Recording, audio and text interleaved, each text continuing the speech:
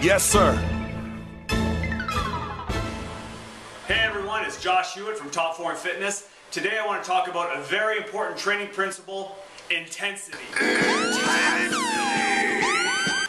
You can have the best training program around and be using the most effective exercises, but if you're not training with the appropriate intensity, you're not likely to see results. So in this video I want to show you 4 very effective and powerful high intensity training techniques, which we're going to be incorporating as set extensions. So check it out.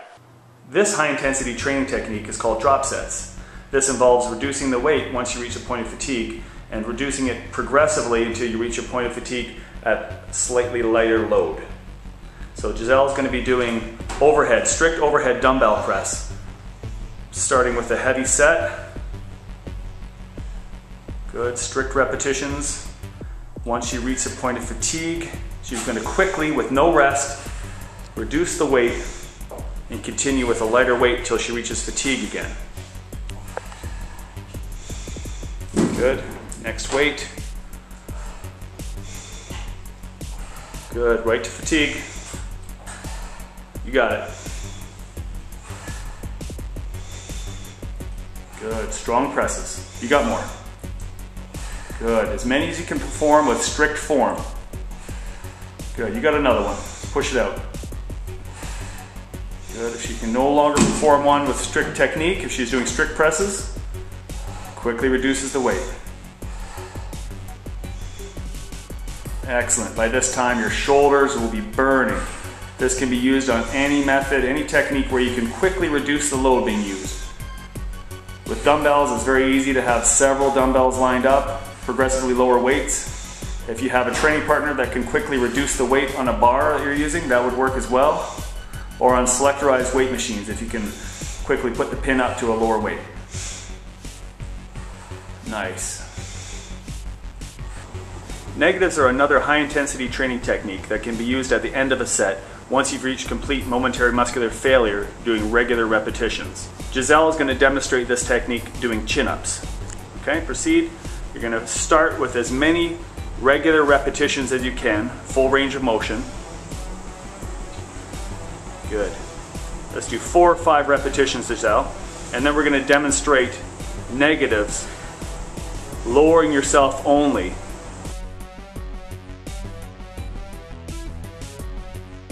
Performing the eccentric portion of the lift.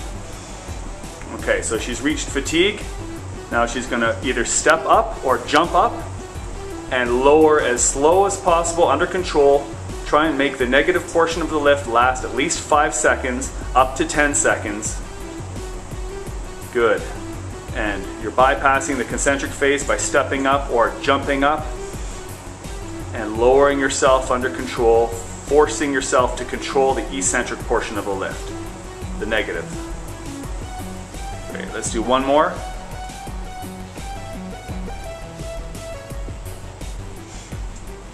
Good, nice and slow.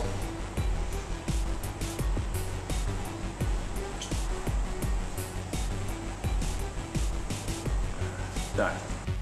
Here's another example of using negatives as a set extension technique to increase the intensity.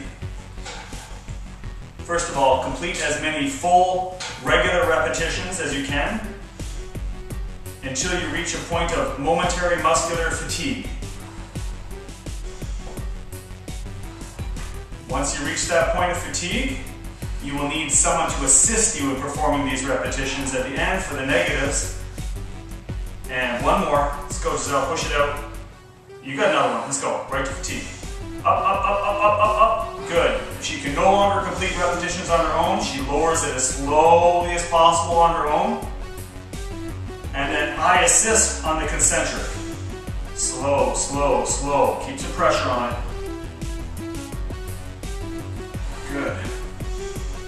All you, all you. One more.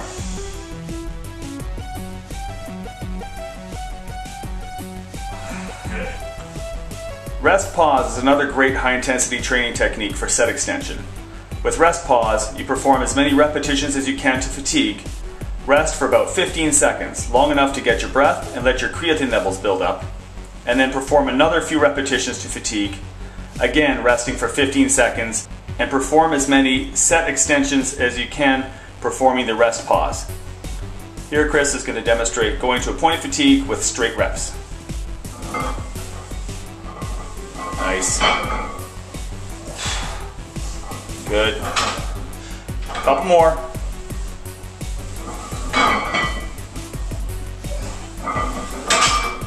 Strong finish. Let's go. So if Chris were to have reached a point of fatigue, he'd now be resting for about 15 seconds. Deep breathing, letting his creatine levels build up. About 5 seconds left. Get ready. Couple seconds, and go.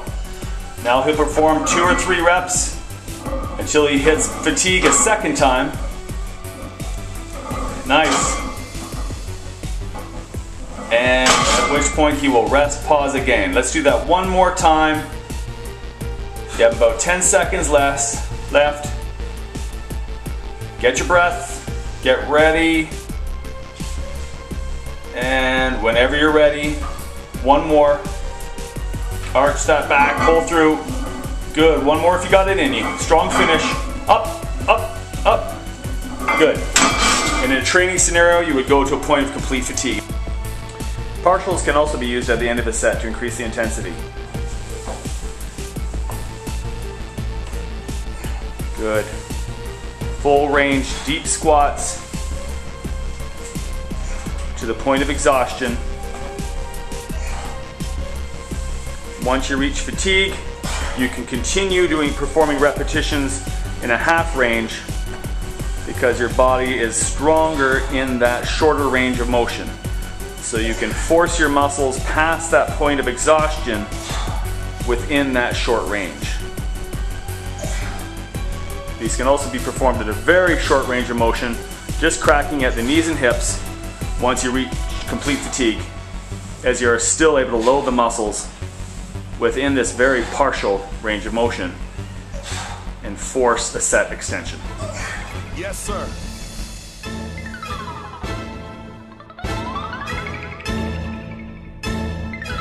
What?